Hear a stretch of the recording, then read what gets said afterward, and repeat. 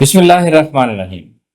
Imagine करें कि आपने एक अपनी लाइफ का कैरियर चूज़ किया है, चाहे वो जॉब है, चाहे वो फ्रीलांसिंग है, चाहे वो कोई स्किल बेस्ड आपका अपना काम है, बिजनेस है। आपने 5 ईयर्स स्पेंड कर दिए उस बिजनेस में, उस काम में, उस जॉब में और आपने अपना खून पसीना एक किया है।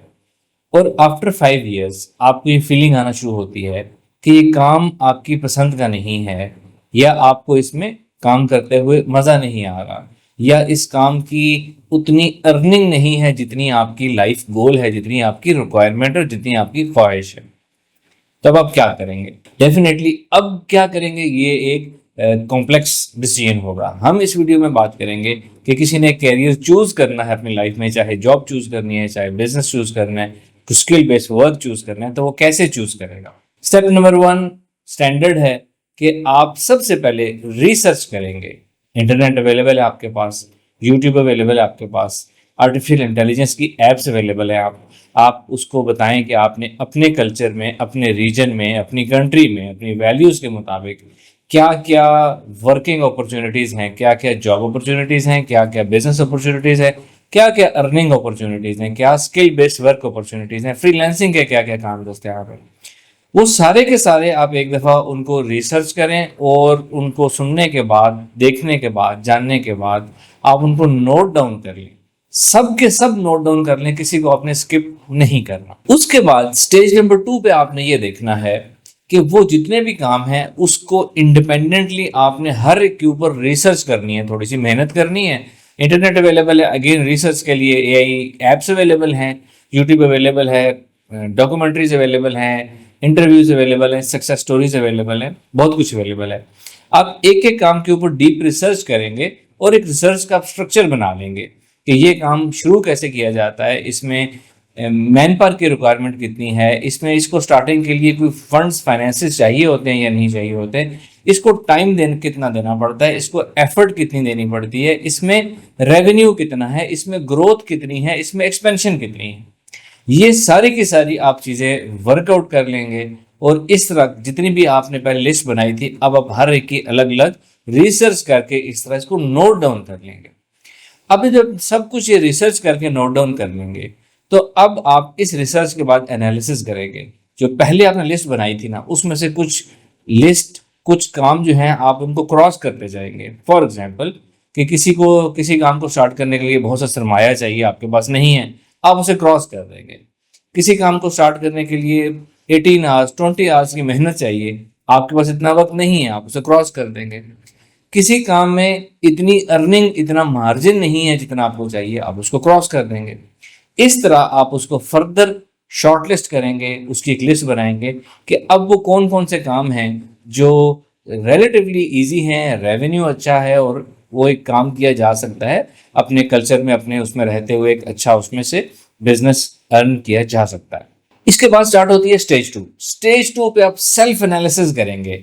ये जो आपने शॉर्ट लिस्टिंग कर ली है कुछ कैरियर अपॉर्चुनिटीज की, इसमें से कौन कौन सा काम आपके इंटरेस्ट के मुताबिक है, कौन सा आपके मिजाज के मुताबिक है, कौन सा आपके पैशन के मुताबिक है। पैशन एक एडवांस चीज़ है। आप पैशन को बेशक साइड पे रख दें, आप सिर्फ ये देखेंगे किस चीज़ में आपका इंटरेस्ट है। अगर तो किसी चीज़ में आपका इंटरेस्ट मॉडरेट लेवल का है तो उसको चूज़ किया जा सकता है, उसको आपने क्रॉस नहीं करना।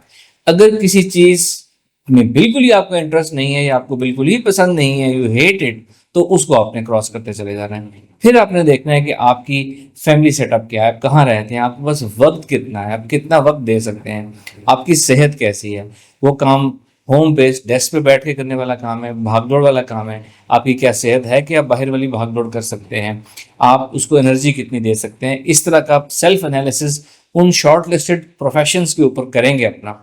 और फिर इसके बाद आप उस लिस्ट को मजीद शॉर्ट लिस्ट कर लेंगे।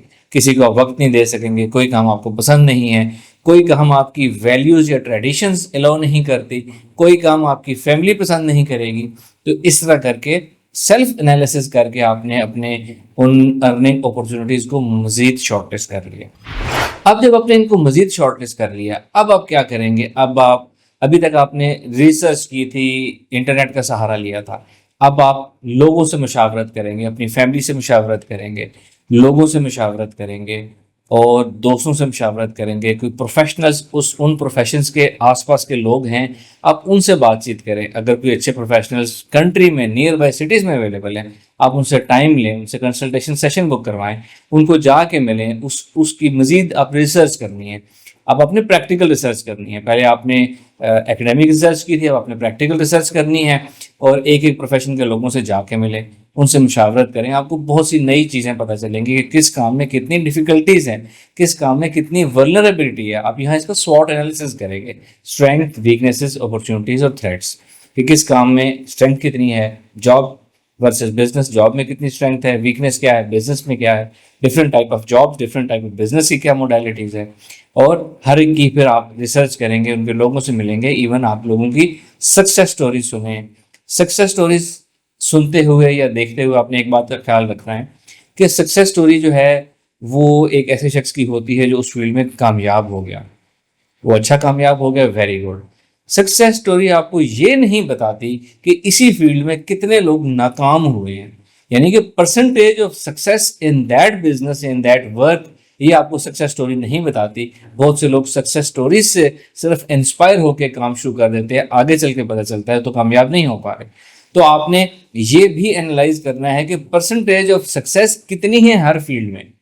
अगर किसी काम में परसेंटेज ऑफ सक्सेस 50% है, वेरी गुड। किसी में 25-30% है, वेरी गुड।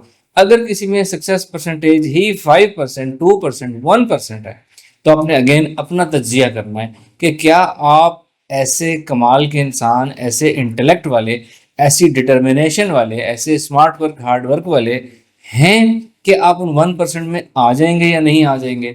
अगर आपका जवाब यस हो तो आप उसको चूज करने के लिए कंसिडर कर सकते हैं। अगर आपके अंदर से जवाब आए कि नहीं, 1%, 5% वालों को मैं नहीं छेड़ूंगा, तो इसका मतलब है आपने उसको क्रॉस कर देना। और ये परसेंटेज ऑफ सक्सेस आपको कहाँ से मिलेगी? अगेन रिसर्च, इंटरनेट, लोगों से मिलके, एआई की एप्स हैं, आप उनसे पूछें कि जी पाकिस्तान में, इस कंट्री में, इस रीजन में जो इस काम की जो सक्सेस परसेंटेज है वो क्या है, ऑल अराउंड दी वर्ल्ड क्या है। तो ये चीज़ें आपको मिल जाएंगी। Percentage of success is a very important criteria for choosing a career, ये आपने खास ख्याल रखना है।